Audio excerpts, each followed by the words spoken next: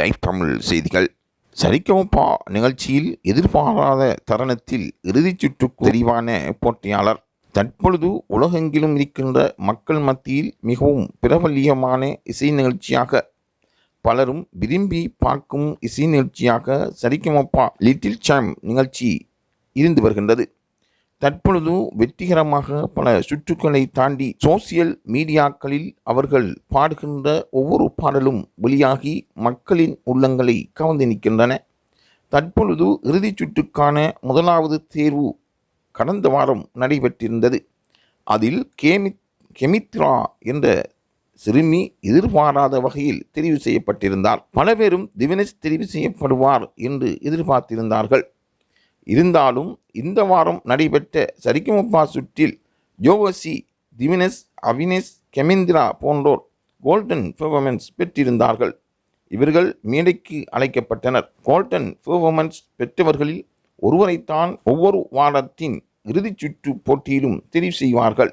அந்த வகையில் கடந்த வாரம் முதல் இறுதிச் சுற்று போட்டியாளராக தெரிவு செய்யப்பட்டவர் கெமிந்திரா பெருமையாக பார்க்கப்படுகின்றது. அவரும் சிறந்த பாடகர் என்பதில் மாற்றுக்கருத்துக்கு இடமில்லை. இருந்தாலும் இவரின் திறமை மீது பலருக்கு நம்பிக்கை இருக்கின்றது. அவர் திவினேஷாகவே பார்க்கப்படுகின்றார். திவினேஷ் தான் பலரின் வாழ்த்துக்களையும் பெற்றிருக்கின்றார். நிகழ்ச்சி ஆரம்பம் முதல் இறுதி வரை திவினேஷுக்கு கிடைத்த வாக்குகளின் எண்ணிக்கை குறையவில்லை. பலரும் அவரை பாராட்டியிருந்தார்கள். முதலாவது சிம்மாசனத்தில் அவர் ஏற்றப்படுவார் என்று எதிர்பார்த்திருந்தார்கள். இருந்தாலும் அது மெய்மறந்த கதையாக மாறியிருக்கின்றது. பலரும் இது தொடர்பாக விமர்சனங்களை முன்வைத்து வருகின்றார்கள். சரிகமபா நிகழ்ச்சி இயக்குநருக்கு எதிராகவும் இந்த தகவல் பகிரப்பட்டிருக்கின்றது. அவர்களும் இந்த தகவல்களை ஆராய்ந்து வருவதாக கூறுகின்றார்கள். ஆகவே திவினேஷுக்கு முன்னுரிமை கொடுக்கப்பட வேண்டும். அவரின் திறமை மதிக்கப்பட வேண்டும். ஏன் அவர் திறமைசாலி என்று நடுவர்களாலும் விசேட நடுவர்களாலும் கூறப்படும் பொழுது தெரிவு செய்யப்படவில்லை என்பதுவே நியாயமான கேள்வியாக இங்கு பார்க்கின்றது. இதை சரிகமபா நிகழ்ச்சி தொகுப்பாளர்களும் கேட்கப்பட்டதாக அங்கிருந்து கிடைக்கும் தகவல்கள் கூறுகின்றன.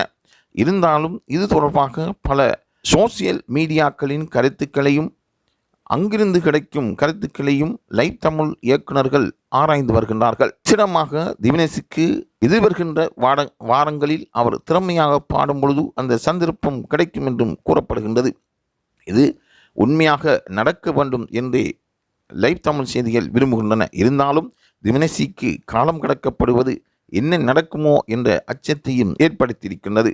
தொடர்ந்தும் அவதானிப்பில் லைவ் தமிழ் செய்திகள் இருந்து வருவதாக இந்த இயக்குநர்கள் குறிப்பிடுவது உங்களுக்கு மன ஆறுதலை தரும் என்று கூறிக்கொள்ள விரும்புகின்றோம்.